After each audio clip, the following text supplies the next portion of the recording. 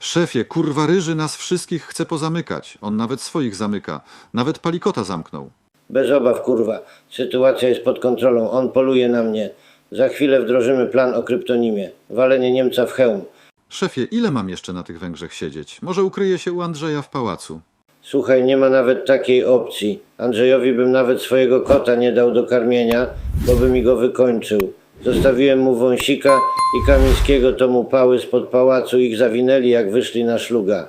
A co to jest za plan? Walić Niemca w hełm. Co mają z tym wspólnego Niemcy? Ryży to Niemiec. Plan jest taki. Ty siedź tam, gdzie siedzisz. Poczekaj, jak wrócimy do władzy, wyślę ci samolot. Póki co to ci się przyda te Węgry. Czarnek prowadzi mszę w kościołach i jedzie z Ryżym jak z burą suką. W porządku, szefie. Jakoś przecierpię do tego czasu na tych Węgrzech. Nie lękaj się. Kiedyś za to dostaniesz od partii medal. A teraz się trzymaj. A jakby cię złapali, to pamiętaj zawsze, mów, że byłeś torturowany na przesłuchaniu. Cześć, witam Was moi drodzy. Zanim przejdę do konkretów, chciałbym wszystkim uczestnikom tego niedzielnego live'a bardzo podziękować za uczestnictwo, za to, że byliście aktywni. Bardzo miło z Wami spędziłem czas i oczywiście zapraszam Was już na następną niedzielę. Zrobimy z tego takie cykliczne spotkania, zawsze w niedzielę o 18:00. To tyle ogłoszeń i teraz przejdźmy do konkretów. Moi kochani, mimo iż zacząłem humorystycznie, dzisiaj humorystycznie nie będzie. Nie będzie dzisiaj o wojnie kast, wojnie partyjnej. Nie będzie o jakichś tam nazwiskach, chociaż może nazwiska będą. Będzie to materiał o zgwałconym dziecku, wielokrotnie zgwałconym dziecku. O koszmarze, które trwał ponad 3 lata, prawie 4 lata. W leśnicówce na Warmii, gdzie działkę mieli rodzice, wtedy niespełna 9-letniej Magdaleny, a drugą działkę obok rodzina Kurskich. Magda wtedy była małym dzieckiem, miała niespełna 9 lat. A jak to się zaczęło? Sytuacja generalnie eskalowała do coraz to innych rzeczy. Posuwał się Zdzisio, nieodrodny synek tatusia. Najpierw jako nastolatek, mówię tu o Zdzisiu, jako nastolatek, następnie przez 2 lata już jako pełnoletni, wtedy już można powiedzieć mężczyzna, syn propagandzisty, głównego propagandzisty pisowskiego Kurskiego, Zdzisław, miał wykorzystywać mającą niewiele ponad 8 lat, niespełna 9 lat, dziewczynkę. Sprawa wyszła na jaw, gdy teraz już pani Magdalena, wtedy jeszcze jako mała Madzia, miała mieć ataki paniki, zachorowała na depresję. W końcu u psychologa opowiedziała o swoim piekle, które trwało niemal 4 lata. Wtedy byli świadkowie, były zeznania, dowody, ale do procesu przed sądem nie doszło. Czemu nie doszło? Sprawa, moi drodzy, dwukrotnie w 2017 i w 2019 była umarzana przez gdańską prokuraturę. Zgadnijcie dlaczego. Generalnie rzecz biorąc, traktowano tę sprawę jako sprawę, która ma wyraźnie tło polityczne i z jakichś powodów prokuratorzy, którzy byli odpowiedzialni za prowadzenie tego przestępstwa, za nadzorowanie tego postępowania, roztoczyli parasol ochronny nad rodziną Kurskich, czyli przede wszystkim nad samym Zdzisiem. Co ciekawe, prokuratorki, zajmowały się tym kobiety o zgrozo. Nie mówię tu jako, nie wiem, że ujmuję coś kobietom, nie. Mówię to dlatego, że kobiety, prokuratorki zajmowały się tą sprawą gwałcenia dziecka. No kto jak to, ale kobiety powinny być na to chyba w szczególności wyczulone. Te prokuratorki nie chciały w ogóle rozmawiać jednym ze świadków, a biegłego, który uznał zeznania Magdy za wiarygodne, przesłuchiwała sama szefowa prokuratury, wyobraźcie sobie.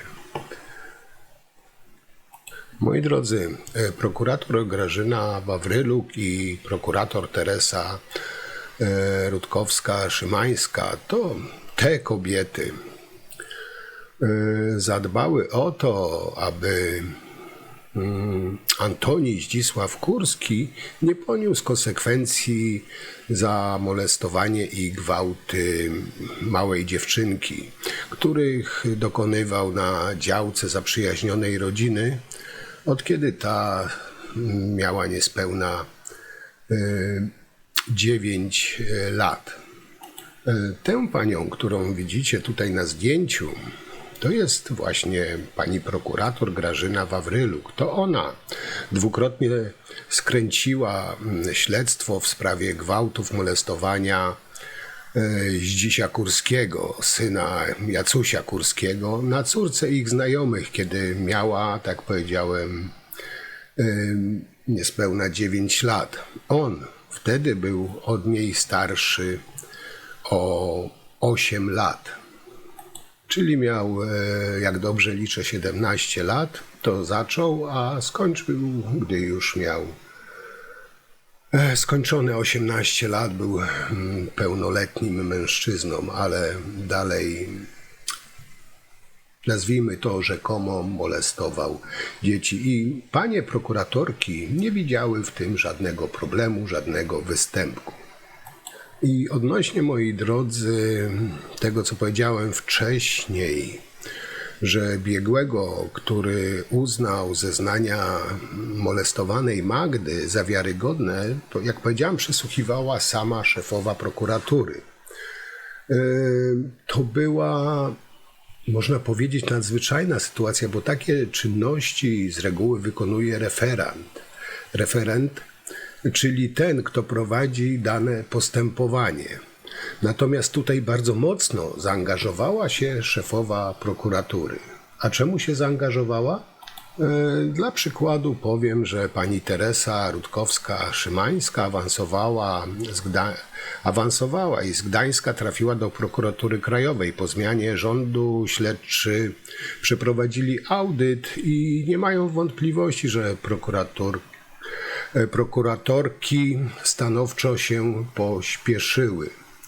Obie panie po zmianie właśnie rządów były nominacji ministra Miękiszona zero. No, tutaj też nie powinno zaskakiwać to, że te panie tak działały, a nie inaczej, nie przesądzając oczywiście czegokolwiek.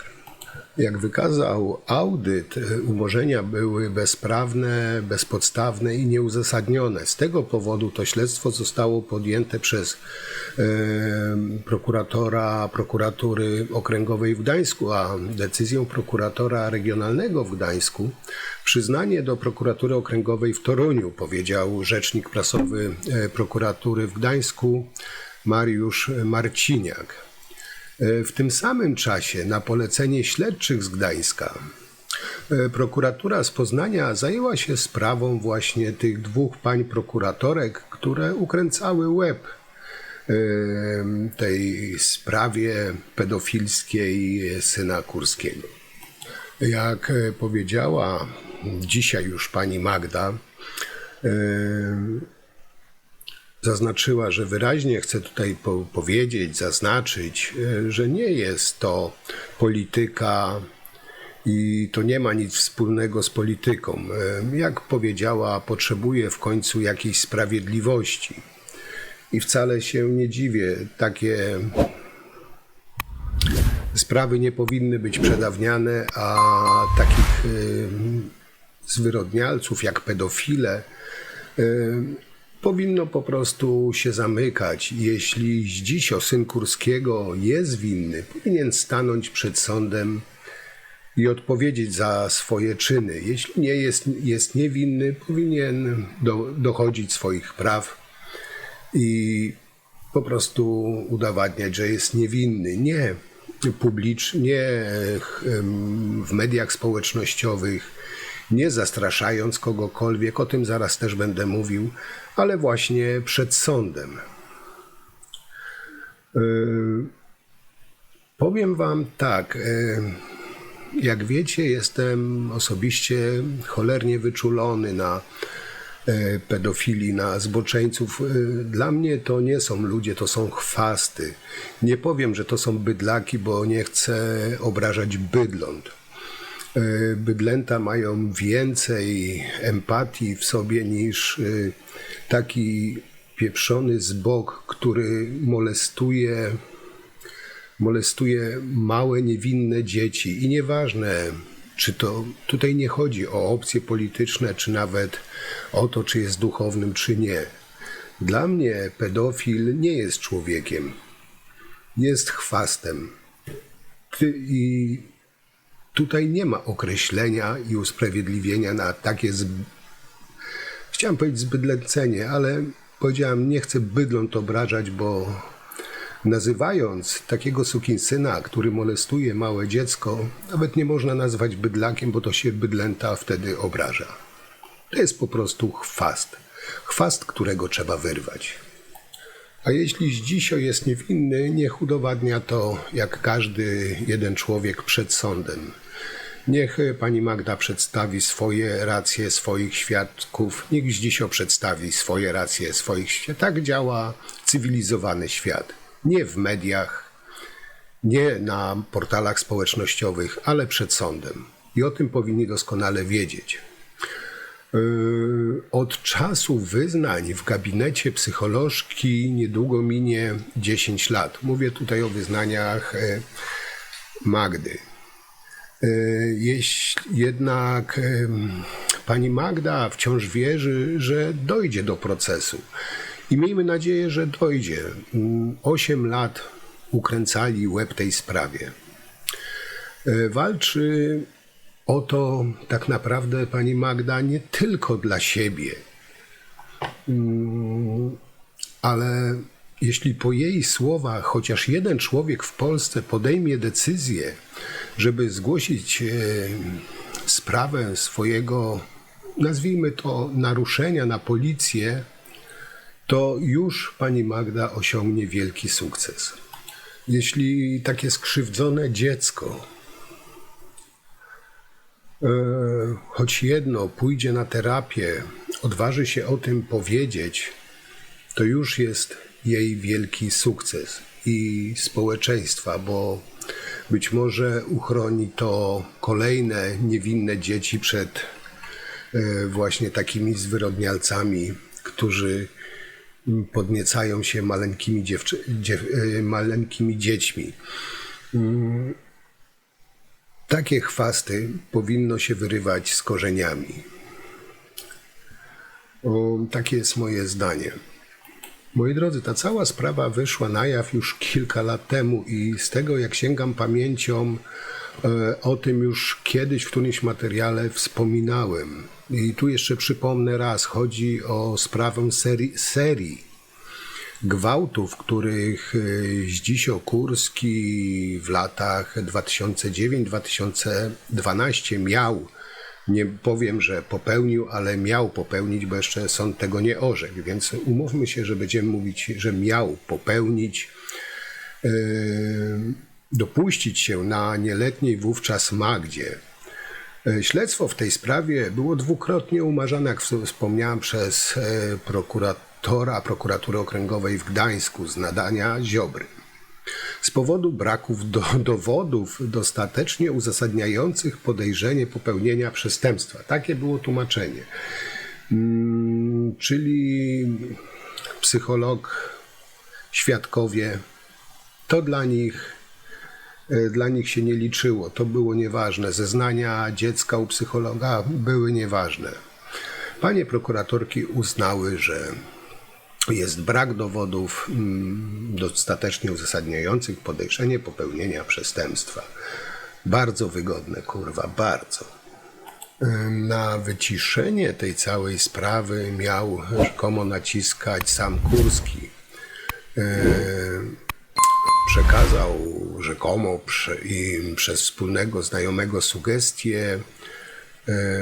Tutaj może inaczej, to miał Kurski naciskać na wyciszenie sprawy i temu ojcu tej Magdy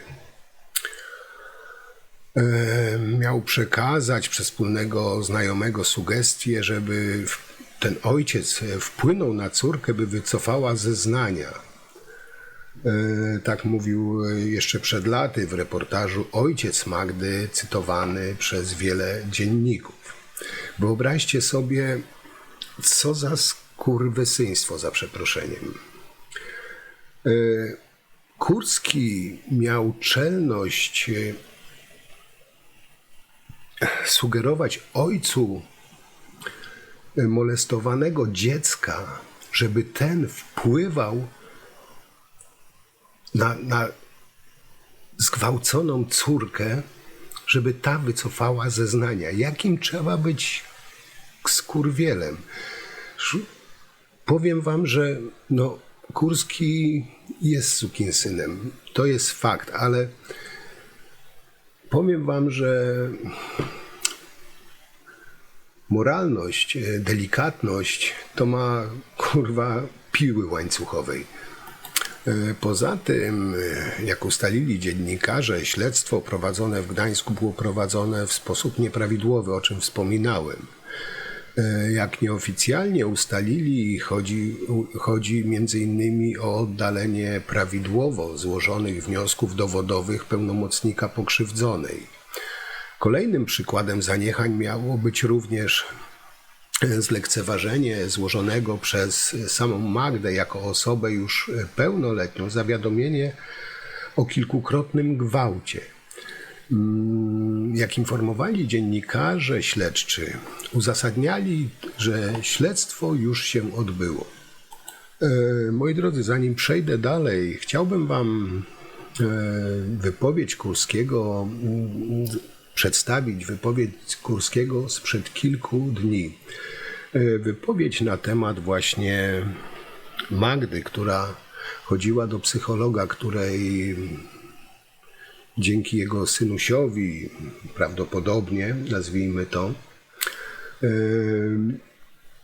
ta młoda kobieta musi chodzić do psychologa, do specjalistów, do terapeutów, żeby pozbierać to, co ten zboczony sukinsyn jej zawalił, rozpieprzył psychikę. Posłuchajcie wypowiedź, najpierw jedną, na temat tej dziewczyny i powiedzcie mi, czy nie mam racji, że Kurski jest subtelny jak piła łańcuchowa. Posłuchajcie. Ja nie przeczę, że ta dziewczyna może mieć jakieś problemy. Ja jej bardzo współczuję. Ona rzeczywiście, jak się wejdzie na fora internetowe, to widać i orientację seksualną, i całowanie się z jakimiś kobietami, tęczowe flagi. Krótko mówiąc, jest to dziewczyna z jakimiś powikłaniami. Adwokat mi mówił o jej wystąpieniach przed sądem w sprawie o zniesławienie mojego syna, gdzie rzucała wulgaryzmami przed sądem, gdzie mówiła o uprawianiu seksu na plaży, gdzie po prostu w sposób niezwykle wulgarny się wypowiadała. To jest osoba z jakimiś problemami. Moi drodzy, przepraszam. Tą wypowiedź Kurskiego zostawię bez dalszego komentarza póki co. Kolejne dowody, które dokumentują chęć ukręcenia śledztwa, które zarzucają prokuraturze audytorzy, mają wskazać na pomijanie niekorzystnych dla Zdzisława Kurskiego dowodów, a także manipulowanie oceną biegłego, który określił, że zeznania Magdy w sprawie są wiarygodne. Ponadto w śledztwie, moi drodzy, pominięte miały zostać też wnioski wpływające z treści wiadomości, jakie Monika Kurska, pierwsza żona Jacka Kurskiego i matka Zdzisia. Chodzi tu o wiadomości, jedną z nich widzicie tutaj na planszy, a druga z nich brzmiała tak, cytuję: zgłoście to jak najszybciej, ja nie chcę, by mój syn był dalej zagrożeniem dla innych. Przepraszam, nie wiem, czy mi kiedykolwiek wybaczycie. Tego, co tu widzicie i tego, co wam zacytowałem, oczywiście prokuratorzy, panie prokuratorki z nadania Ziobry nie uwzględniły. Po tym całym audycie prokuratura poinformowała, że nieprawidłowości poddane audytowi należą, i tu uwaga, do ciężkich gatunkowo naruszeń prawa. Generalnie rzecz biorąc, te dwie prokuratorki, o których wam tutaj wspominałem,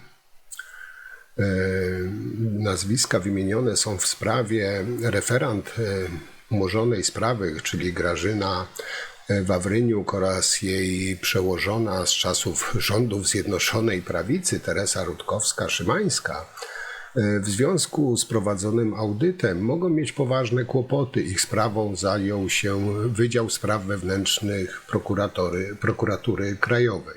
I bardzo dobrze.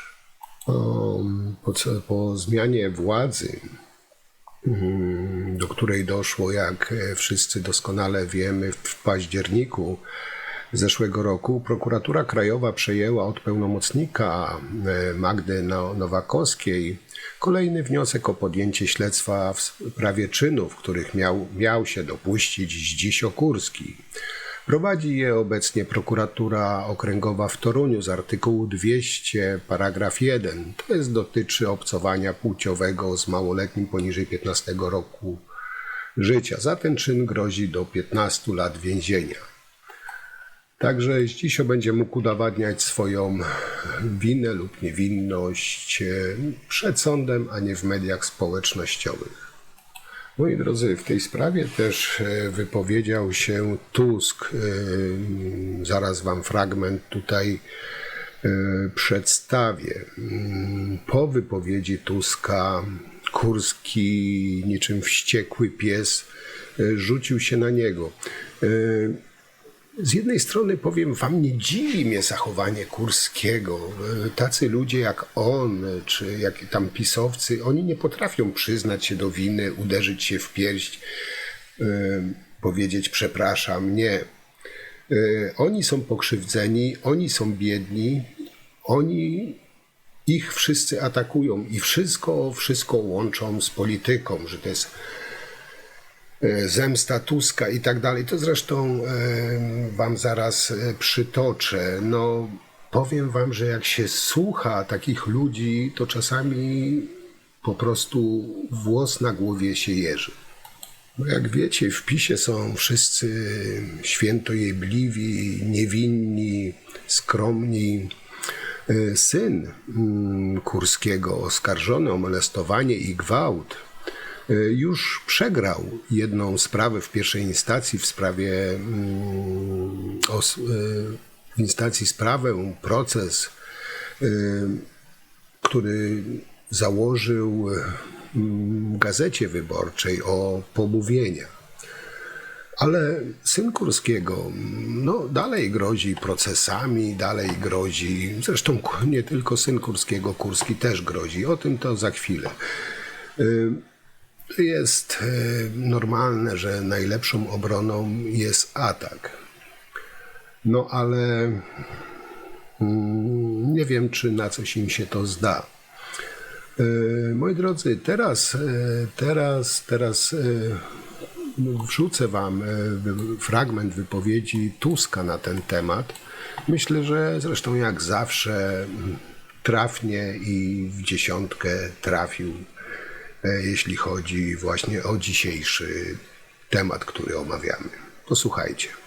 Dzieci są święte i nietykalne. I zwracam się do pana ministra też jako prokuratora generalnego o przedstawienie informacji dzisiaj po wyczerpaniu porządku obrad o tym, w jaki sposób będziemy dochodzili sprawiedliwości wobec tych wszystkich, którzy usiłowali, przepraszam za ten kolokwializm, ukręcić łeb sprawie, która bulwersuje dzisiaj całą Polskę. To znaczy przemocy seksualnej wobec 8-letniej dziewczynki i ta przemoc trwała latami. I tylko dlatego, że sprawcą był syn prominentnego polityka PiS-u. Prokuratura zamiast ścigać obwinianego o te czyny, robiła wszystko, żeby uniknął on sprawiedliwości.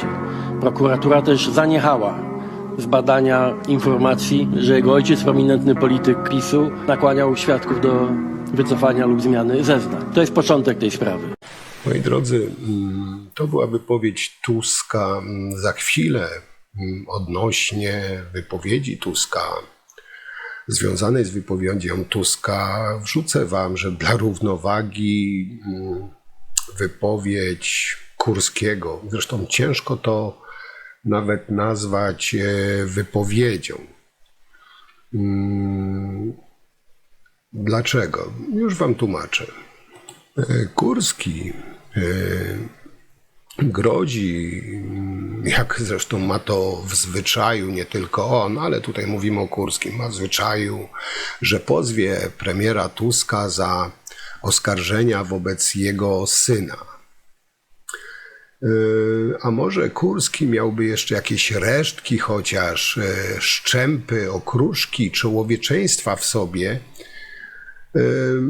to może by powiedział takie jakże ludzkie słowo przepraszam dziewczynie skrzywdzonej, kiedy była jeszcze małą dziewczynką, i zwyczajnie zamknąłby po prostu ryj. No, ale Kurski nie byłby sobą, nie byłby w PiS-ie, nie byłby propagandzistą PiS-u przez wiele lat, nie nadzorowałby pisowskiej szczujni przez tyle lat, gdyby miał w sobie odrobinę człowieczeństwa. A o czym ja mówię, bo być może teraz mówicie, że ja przesadzam, że jadę po Kurskim. Posłuchajcie jego wypowiedź i sami po prostu to ocencie. Krótko mówiąc, po roku rządów Tuska jego prokuratura uznała de facto trzeci raz tę sprawę za umorzoną. Stąd jego wściekłość, dlatego że chciał mnie wsadzić, chce się osobiście zemścić. To jest psychol. Tusk jest psycholem. Po prostu, proszę Państwa, polskim premierem jest świr. Regularny świr, który dyszy sadystyczną żądzą zemsty i niepohamowaną wolą odwetu wobec przeciwników politycznych i który chce się zemścić za to, że przez 8 lat nie był u władzy. On uważa ten wyrok demokracji, kiedy ludzie głosują na polską prawicę, na obóz polski, propolski, Prawo i Sprawiedliwość, za coś po prostu przeciwko naturze. Coś trzeba rozliczyć i zemścić. Pan premier I o to tu Donald chodzi. Tusk. Także widzicie, no chyba nie przesadzam, ale tak na koniec powiem więcej. Syn Kurskiego, czyli Zdzisio, gra teraz ofiarę. Zdzisio zwrócił się z apelem do mediów i ogłosił, że pozwie Donalda Tuska, wyobraźcie sobie. Tak jak powiedziałem, no jest głośno o synu Kurskiego, także no ta sprawa wyszła na jaw. I teraz tak, z jakim apelem zwrócił się do mediów nasz kryształowy Zdziś? I tutaj pozwólcie, że zacytuję cały ten apel kryształowego Zdzicha. Zwracam się do ministra Bodnara o informację o tym, w jaki sposób będziemy dochodzić sprawiedliwości wobec tych, którzy usiłowali ukręcić łeb sprawie, która bulwersuje całą Polskę, czyli przemocy seksualnej wobec 8-letniej dziewczynki. To jeszcze powiedział Tusk. tuż przed rozpoczęciem posiedzenia rządu. I tylko dlatego, że sprawcą był syn prominentnego polityka, prokuratora, zamiast ścigać obwinionego o te czyny, robiła wszystko, by uniknąć sprawiedliwości. Prokuratura zaniechała też zbadania informacji, że jego ojciec nakłaniał świadków do wycofania lub zmiany zeznań. To początek tej sprawy, drugi początek dodał Tusk. To, przepraszam, tutaj troszkę namieszałem, to były słowa Tuska. No i tutaj na reakcję prokuratury nie trzeba było długo czekać. Dowiedzieliśmy się, że przeprowadzono audyt w sprawie, to już wam mówiłem. I teraz tak, Zdzisio, nieodrodny syn tatusia, broni się. Oczywiście ma do tego prawo. Sam Zdzisio twierdzi, że jest niewinny i przekonuje, że wszystko, co się wokół niego dzieje, to zemsta Tuska na ojcu. Klasyk, nie? Jak powiedział nasz kryształowy Zdziś, nie zgadzam się na takie uprawianie polityki, na zemstę i fałszywe oskarżenia, które mają niszczyć życie moje i innych. To, że ewentualnie, jeśli jest to prawda, nasz Zdzisio zniszczył życie małej dziewczynce, teraz młodej kobiecie, to jest nieważne, to jest nieistotne. Ważne, że teraz zły Tusk niszczy życie kryształowego Zdzisia. Jak powiedział, nie jestem osobą publiczną, nigdy też nie byłem związany z żadną partią polityczną i to go kurwa usprawiedliwia. Nie ma problemu, on nie był związany z żadną partią polityczną, więc czego się go trzepiacie? Jeśli poruchał, to poruchał, no jeśli... O co tutaj chodzi, nie? Nie, no śmieję się. Cytuję dalej Zdzicha. Moja prywatność została brutalnie zdeptana. Kurwa, szlak mnie trafia. Ja już nie powiem, co zdeptał on tej dziewczynce.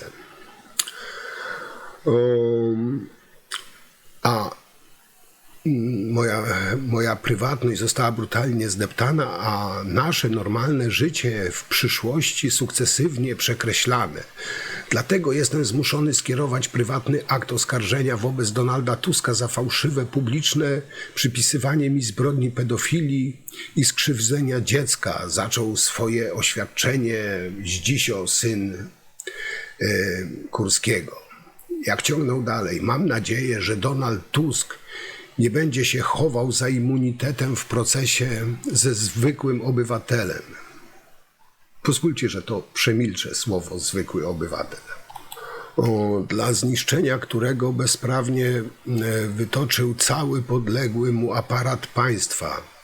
Pozywam również Neo TVP za bezprawne oszczerstwa wobec mnie trwające wiele godzin, w tym wydanie specjalne TVP Info o rzekomym gwałcie na dziewczynce. Ciągnął dalej syn byłego prezesa TVPiS. Apeluję do mediów o powstrzymanie się od powielania kłamstw, które niszczą moje życie. Ale mnie nosi, żeby coś powiedzieć ostrego. Staram się hamować, no, uwierzcie mi, bardzo się staram. Nie pokazujcie mnie w komputerze jako gwałciciela. Nie pokazujcie mnie w kapturze jako gwałciciela na przypadkowym zdjęciu sprzed kilkunastu lat. Nie przesądzajcie za owładniętym nienawiścią Donaldem Tuskiem czy o jakiejkolwiek winie. Nie zakopujcie mnie żywcem. Nie wiem, niczym sobie na to nie zasłużyłem. Człowieku, Zdzisiu, jeśli się okaże prawdą, że zrobiłeś to, co zrobiłeś, to zasłużyłeś na o wiele, wiele więcej. Nie tylko na to, bo to na razie to są tylko pieszczoty. A jak się okaże prawdą to, co zrobiłeś, drogi Zdzisiu, i trafisz do pierdla. Tam chłopaki uwielbiają pedofilii. Dopiero będziesz narzekał. Jak ciągnął dalej Zdzicho. Jestem normalnym człowiekiem, małym przedsiębiorcą. Zdzisiu, jeśli nie zgwałciłeś, to jesteś normalnym człowiekiem. Jeśli molestowałeś tą dziewczynkę przez 4 lata, to ty nie jesteś normalnym człowiekiem. Jesteś pierdolonym chwastem. Jesteś sukinsynem, o ile to zrobiłeś. Bo jeśli nie, to okej. Mam 33 lata, jestem w związku z kobietą, kochamy się, planujemy wspólne życie. A kurwa, ta dziewczynka mała, myślisz, że nie planowała sobie życia? A myślisz sobie, że ona teraz chodzi, leczy się z traumy? Dlaczego? Dla jaj? Dla przyjemności? Kurwa, tylko ja i ja. A co z tą małą dziewczynką, no? Nie chcę dłużej być zakładnikiem pościgu za Jackiem Kurskim. To nie jest moja wina, dodał Zdzisio Kurski. No, koniec cytatu. Naprawdę o wiele gorsze słowa mi się cisnęły na usta. No oczywiście murem za swoim synem stoi Jacuś Kurski. Jak powiedział, a ty, Donaldzie Tusku, na oczach całej Polski bez cienia dowodu winy.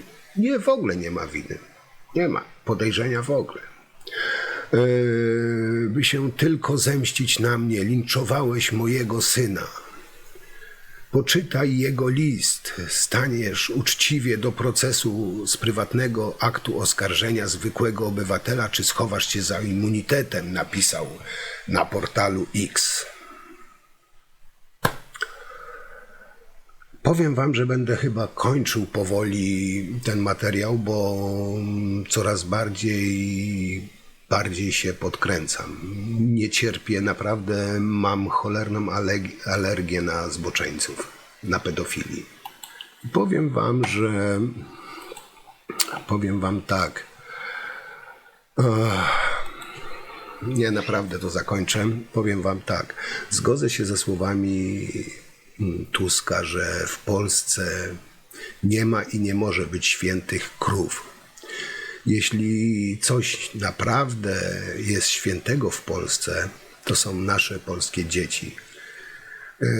I takie chwasty, półludzie powinny być eliminowani z życia publicznego. I tutaj jeszcze raz chcę podkreślić, że nie osądzam go. Znaczy nie osądzam, nie przesądzam, czy jest winny, czy nie. Od tego są sądy.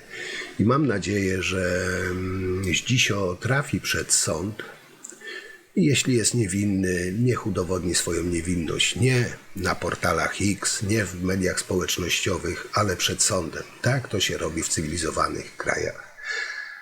I nie, że będą ukręcać łeb sprawie jednego czy drugiego prominentnego polityka czy klechy, bo takie rzeczy powinny być bezwzględnie ścigane, a osoby, które bronią tych zboczeńców, osoby, które tuszują sprawy tych zboczeńców, i tak powiedziałem, nieważne, czy jest z tej, czy z innej partii, czy jest murarzem, malarzem, muzykiem, artystą, czy klechą. Wszyscy jak jedni powinni gnić w pierdlu i dostawać najwyższe możliwe wyroki. Bo takie sukinsyny, które molestują, gwałcą małe dzieci, czy to dziewczynki, czy to chłopców, rozpieprzają im ich dopiero życie, które dopiero zaczynają, rozpieprzają im w drobny mak. Tylko dlatego, żeby zaspokoić swoją zwyrodniałą chuć. Tacy ludzie powinni być kastrowani i zamykani, a klucz powinien być wyrzucony. I nieważne, z jakich pobudek to robi, nie powinien to robić. Moi drodzy, i to na dzisiaj tyle. Liczę na wasze komentarze, wasze opinie, jak zawsze.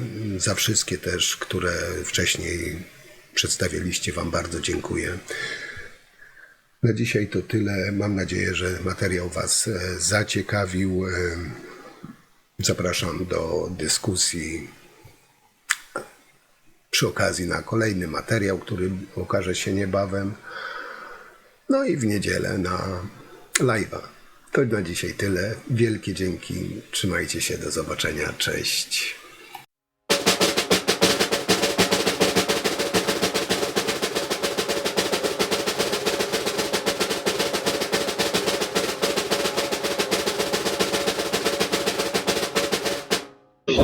Ty po prostu debilu! Kultury. Nie było pana posła, nie trzeba było wychodzić. Zgłaszałem się do głosu, ty debilu. Dziękuję. Po prostu po imieniu nazywam debila debilem. Oszusta.